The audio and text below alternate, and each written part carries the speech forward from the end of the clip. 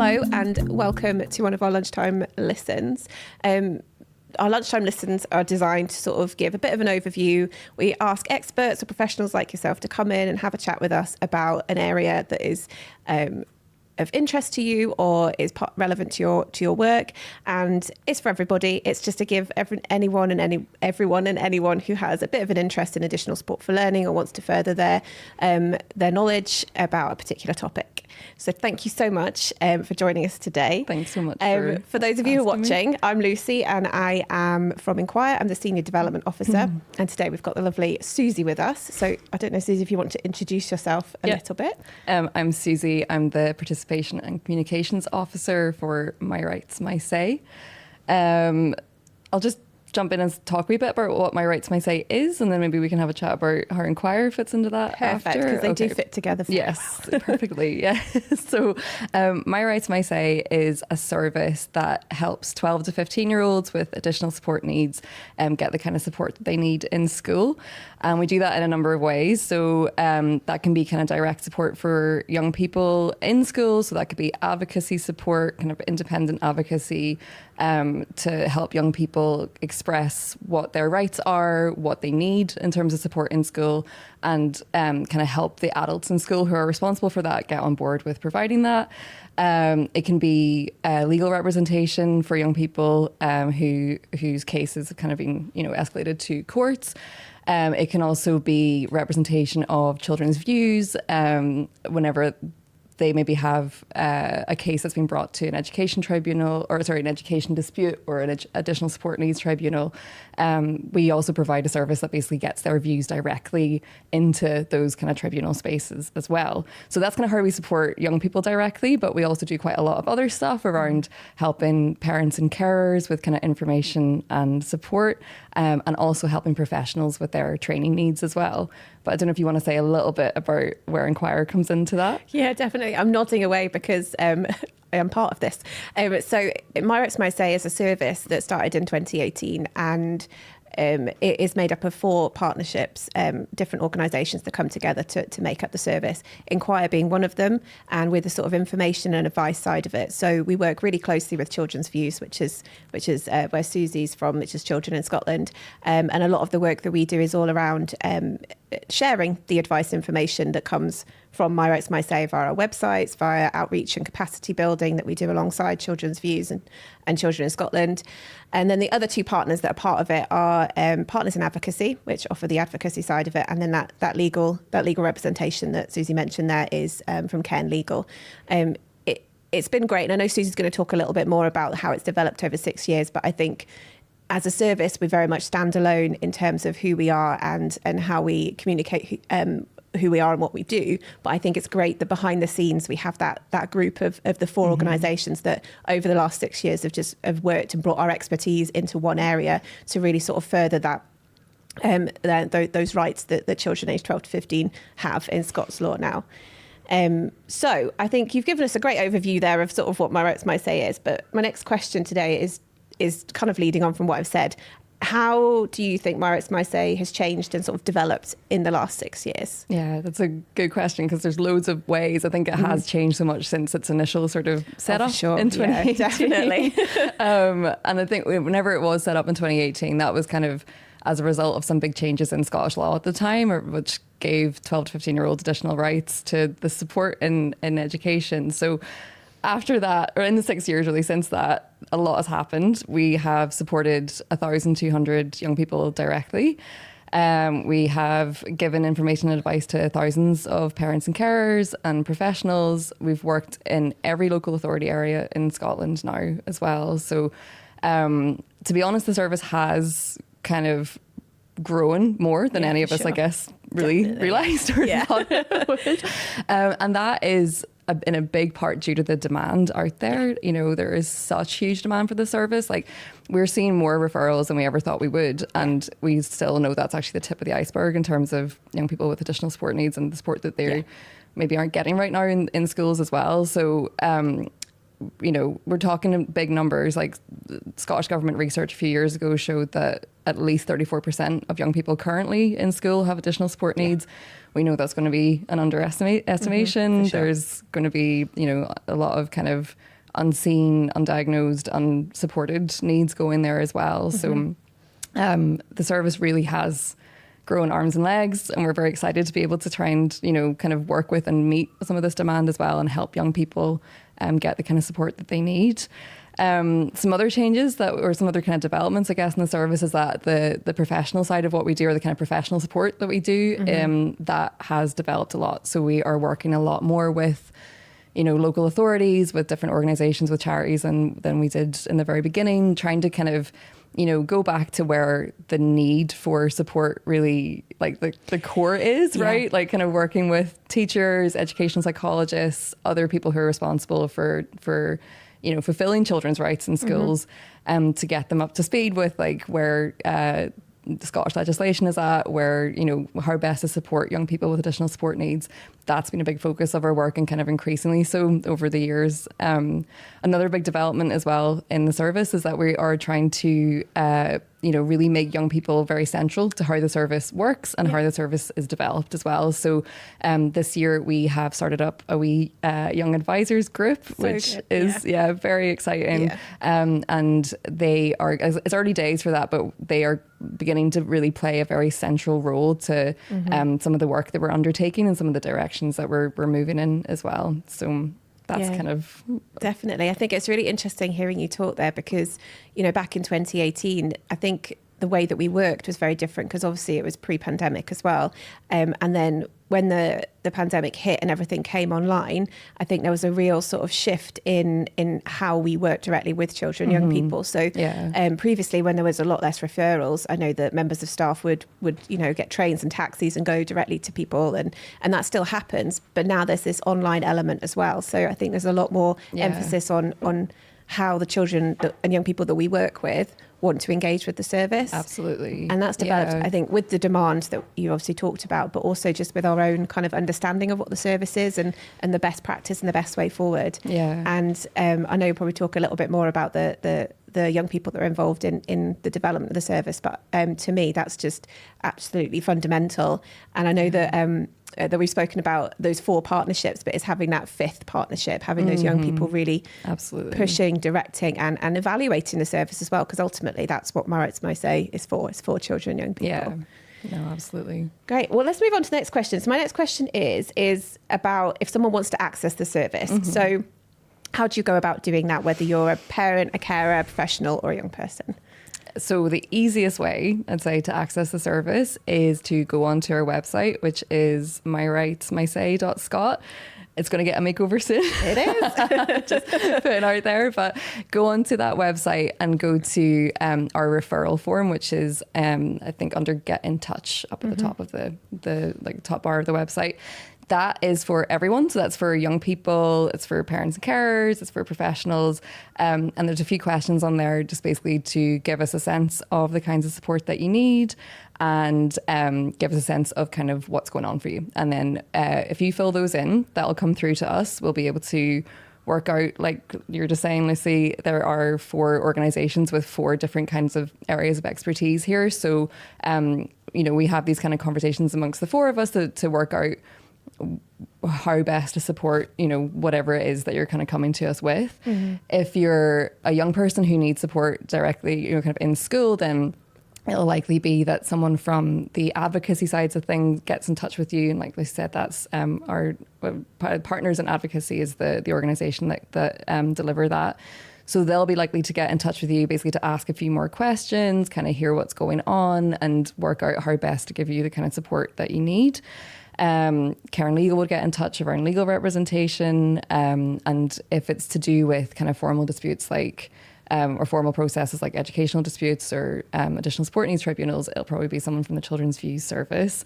For parents and carers getting in touch, that'll be it might be probably Enquire who would get in touch to kind of pick up on what it is that you are reaching out about and follow up to give you some more information, kind of find out more about what it is that you need help with. And with professionals, it does depend kind of what you're looking for who will get in touch there.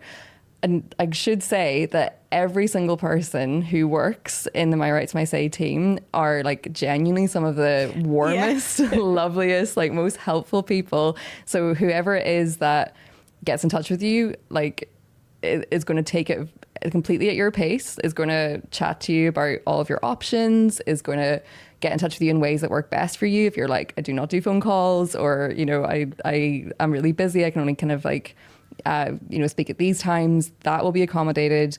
You know, it is really kind of, I think there is a lot of support from the get-go once you do reach out to us. So that's the easiest way, I would say, to kind of, if you're looking to get support, is to get in touch via the referral form. You could also drop us a wee message on social media. We are on Facebook and also X or Twitter, whatever you want to call it. Yeah. So we're on there too. So you could always drop us a wee message on there.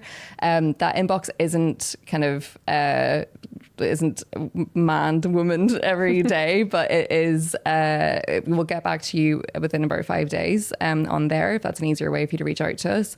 Another way that you might end up getting in touch with us is if your case or your child's case is referred, you know, is referred to like Additional Supports Needs Tribunal, or in an education dispute. The tribunal will ask us to basically get in touch with you to then kind of, I guess, come out to get your child's views on what their feelings are around school, to then bring back to the tribunal. So that's a situation where we might get in touch with you first rather than you kind of reach out to us. But again, it'll be the same people, super friendly, super accommodating. And I'll talk a wee bit more around what a kind of children's views visit looks like as well. We can touch on that at some point. Yeah, just because I feel like it's really, I totally get that it can actually be quite daunting. Oh, for sure. To reach out to a service, right? Like, especially when you don't really know necessarily what kind of support you need. You just know that you're not getting the support that you need, and you don't know how to go about getting that. It often gets to quite a difficult point before people will reach out as well. So yeah, I definitely want to kind of demystify what that support might look like, and just really reassure folk that you will be put in touch with like lovely folk who want to help and have a lot of experience in helping as well.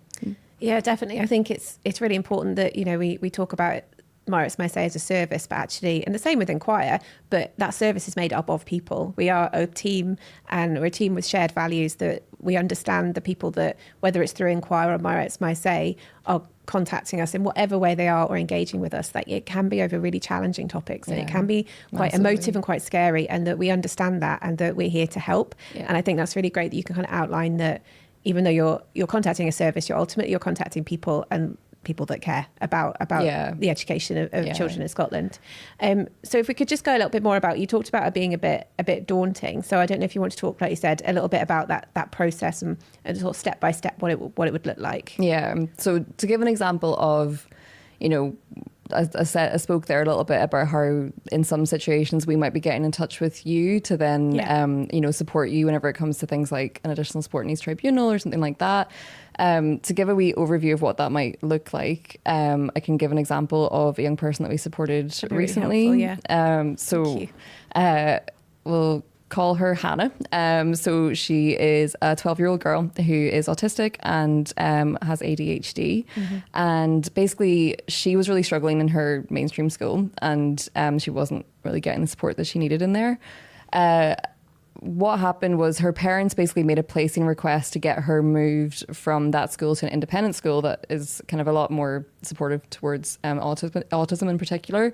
And they were going through this process because initially that placing request was denied. So they were going through an Additional Support Needs Tribunal to kind of see, you know, what could be done about whether or not that placing request could go ahead. So the tribunal got in touch with My Rights My Say to ask us to go out to Hannah and meet with her and basically get her views on the situation and bring that back so the tribunal could know, while reducing the need to have, you know, bring a 12-year-old into a kind of tribunal setting. They're very keen on getting the views directly, but not kind of, you know, bringing 12-year-olds into a setting that might actually be quite daunting, you know.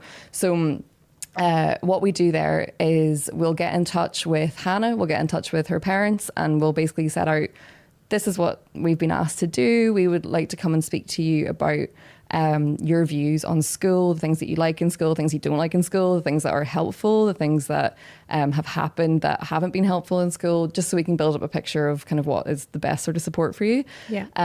We kind of speak to the parents to get all the information. Then we send a wee letter to Hannah just to kind of give her a overview of why we're getting in touch. We'll come out for a first meeting just to get to know Hannah, build up a bit of connection, have a bit of back and forth, and then we'll come back at a later date to go into more depth around, what she thinks about school. In Hannah's case, she didn't communicate a lot verbally. She much preferred to draw and paint and that kind of stuff. So the big thing about My Rights, My Say, I'd say, is that we are a very child rights led organisation, and we will always come at any support with young person from what works for them. We will always spend time getting to know what a young person likes and how they communicate, what is helpful for them, and then we'll build support that way. We'll build support using those things. So in this example, we were not asking questions. We were doing lots of drawing, lots of painting, lots of kind of, drawing our ideal school, drawing things that have not been good in school, that kind of stuff. Yeah. Then we take all that information and we bring that to the tribunal after checking with Hannah that everything looks good to her. So once that goes to tribunal, they use that for their decision making around, kind of her place and requests. And we don't get any say in that, but we have, got those views directly from the young person to a setting where we know quite often, or sometimes we don't, children's views don't necessarily get heard if there isn't kind of the support to get that across.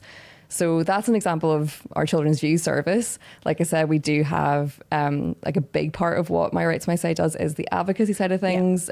So that is similar, but where we'll have advocacy workers meeting with the young people and in their school settings kind of determining with them what kind of support they need, what their rights are, what they're not kind of getting access to at the moment. They'll support the young people in those settings to ask for those things or kind of outline the things that they require.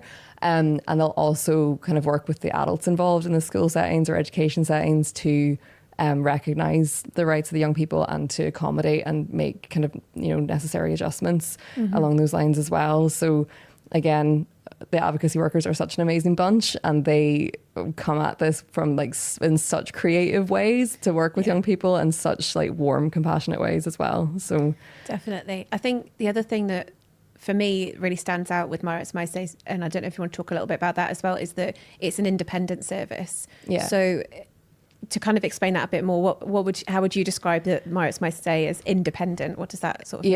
It's very, again, both independent and really child-led, right? Yeah. Where it's we are not coming at this from any angle other than just trying to build up the young people who have rights to support and education and maybe are not getting those rights met.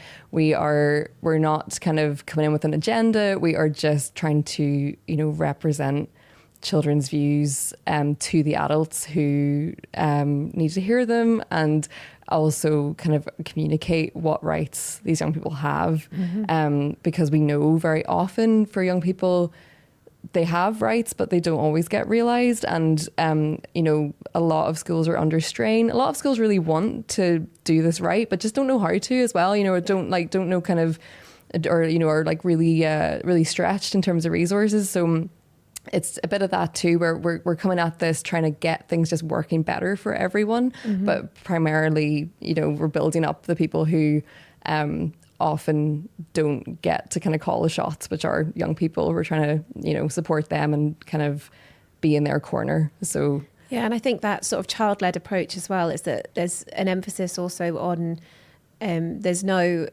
sort of necessarily, there may be some deadlines that My Rights, My Say has to adhere to, but there's no sort of set, you get 3 sessions or you get 4 sessions. It's really led by how engaged that young person wants to be with the work, with the advocacy work or the children's views associate that they're working with. And I think that's also really important to kind of emphasise, is that it's not a set structure, it's not a set programme. We have processes in place, but the child or the young person is at the centre of what they want to achieve from this as well. Yeah, and I think that's where hopefully the kind of the young advisors group is going to be an interesting part of this too, where we know a lot of young people who have, had advocacy, had an advocacy partner before, like from Partners in Advocacy, and have had that support in school. They might have, got a great outcome from that. But quite often young people are like a bit sad to see that that person go, and a bit sad to also have become quite empowered in the process, right? We know the importance of relationships in school and the trust that children and young people put in those adults that are supporting them. And then if you've got someone that comes in and then it's the then they have to go again, because that's the end of it, so. No, that's it. So I think hopefully we're thinking that the young advisor group for young folk who have used My Rights, My Say in whatever way, if they then want to be part of building up that service even more and helping other young people like them, they can join the young advisory group. So it's not that you get support and then it ends. You can actually become part of then offering support really ultimately to other young people as well. Yeah, definitely. And they've got incredible insights. They've been through the process in a way that us who work as the service have not. So I think, that's absolutely valuable. Yeah, big time. So just moving on a little bit about what comes next. What do you see the future of My Rights, My Say looking like? It's going to be massive. What is Susie's ideas? Yeah, the vision. I think we're just very keen to keep, building on where we are with meeting the demand that is there. I think, like I say, it's tip of the iceberg and it's huge. So we are looking to keep building what we can do, what service we can provide. I think it's going to be interesting, to be honest. At the moment, I know a lot of people will know that this year the United Nations Convention on the Rights of the Child, the UNCRC, has been incorporated into Scottish law. There's a lot of interesting provision in there around children's rights to access education, equal opportunities for children with disabilities. It remains to be seen how that plays out, and it remains to be seen what that changes, I guess, for young folk with additional support needs in Scotland. We're really keen to, utilise that legislation to full extent and to help young people and their parents and carers to do the most they can with that, to try and, again, realise some of these rights that children are entitled to. So it'll be interesting to see how that plays out, and we're really keen to monitor that and work with other organisations to use that to its fullest potential as well. I think as well for the Young Advisory Group, I'm really keen to grow that and have that, like you say, become that fifth part of the My Rights, My Say, pentagon. We're moving from a square to a pentagon. Shape knowledge. Yeah, we need to work out some kind of shape, but star. Yeah, that's a good start. Yeah, My Rights, My Say star. We'll have the that fifth point with the young people. That's going to be a big part of what we're hoping to grow in the next wee while as well. I think for me, what's been really heartening as well of late, and again, I know that this is something collectively as partners we would like to build on, is doing that work with local authorities. Yes. I think it's really important that local authorities understand and know what My Rights, My Say is, but also how we can help.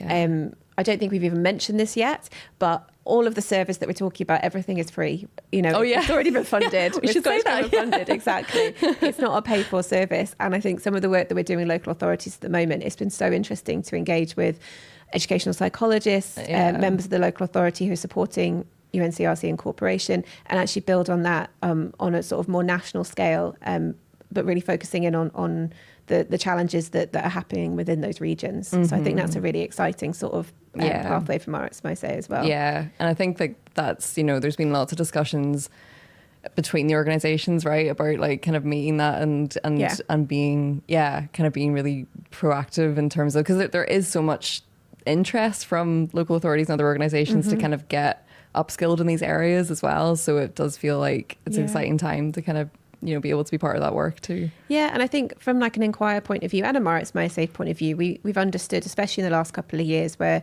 there has been a lot more demand, as you've talked about as well, with children maybe not getting support that they need to help them with their education. But there's a real emphasis on working collaboratively across the sector. So whether that's across local authorities or across other third sector organisations, I think there's real emphasis on that partnership and having strength in in knowing how different organisations and how different people can help. Because ultimately it's children, young people at the heart of what we're doing. Definitely. Absolutely. So I think we're nearly at the end here about our sort of chat about MRMS MoSE. So thank you so much for taking the time to speak with me today. But before you go, what is your, just building What's your favourite on that, Tina Turner song? it's a great segue. What is your sort of best tip about working together? What is it that is either a tip or one of the things that you enjoy the most, or some insight into working together? It's tough to, like, I feel like there's probably plenty we could say at this point, but I think a top tip, or a thing that I think I really hold dearly when kind of working together, and something that I've really seen in My Rights, My Say and in that partnership kind of working as well, is just really taking like the time and care to build connections with folk. And that is both within the team, like both within, the My Rights, My Say team, and those, those different parts of it, those different organizations, and the young people coming in now, really taking the time to connect and to have a sort of like have these really close working relationships, which I think we do, which is like a really great part of working in My Rights, My Say.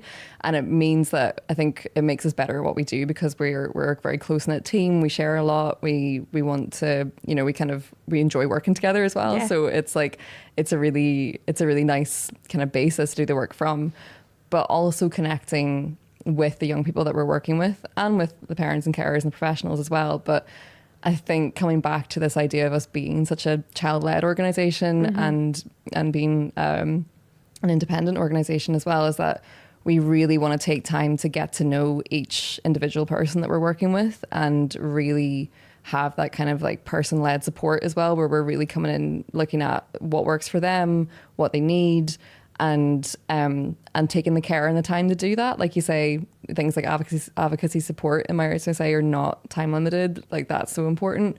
And I think it's been a really big part of why we're able to get kind of, good results for young people, is because we do take that time to connect and understand, and to like really actively listen to what's going on for them, and help them kind of get to a better place, So I think that's been really visible to me, I think, since joining My Rights, My Say, that is like where a lot of the kind of care and attention goes to, is really building up those connections, both internally in the staff team, and also with the young people that we're working with. Yeah, definitely, because that's really important, especially if you've got a young person accessing the service like independently, and they maybe don't have a parent or a carer to sort of act as an advocate. It's really like having that care and understanding and knowledge of that young person. Yeah, and it's just not like there's no kind of one size fits all approach in My Rights, My Say, and I think that is really crucial to our success. And actually, one of the young advisors shared some kind of advice recently for professionals, which we've been sharing on social media. And she was really kind of getting across that point as well, of just saying like, you need to come to every case with like getting to know the individual, getting to understand that how their additional support needs present might be really different to how they present in somebody else, and that is like such a crucial part of young people feeling listened to and feeling seen, and then getting the kind of support that they need. So yeah, it's something that we really try and keep central. Definitely. Thank you so much, Susie, for spending the time with us this morning. Thank you. So just to recap as well, that you've mentioned the websites for My Rights, My Say. You can also find more information out about additional support for learning generally in Scotland through Enquire's websites. We have Enquire, and we also have reach.scot, where there'll be links also to My Rights, My Say there. Also, I'm not sure if you've mentioned it, but I'll mention it briefly anyway. One of the ways that a lot of My Rights, My Say referrals happen as well is through the Enquire helpline, which is for everyone as well, parents and carers, professionals, or children, young people.